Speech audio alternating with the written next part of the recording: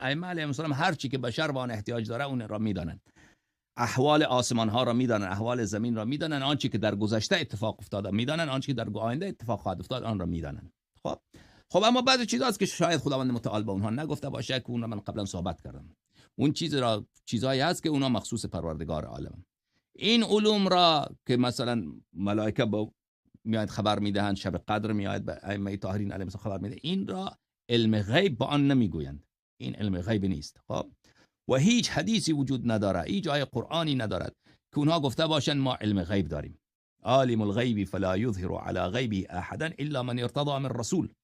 حتی در اینجا هم نیامده که پیغمبر صلی الله علیه و سلم علمش علم غیبه، گفته او را بر غیبش خداوند متعال مشرف گردانیده. اما این که این علم که الان بر غیب مشرف شده، بر امور پیچیده، این علم او را اسمش علم غیبه، در این علم نه، این اسمش علم غیب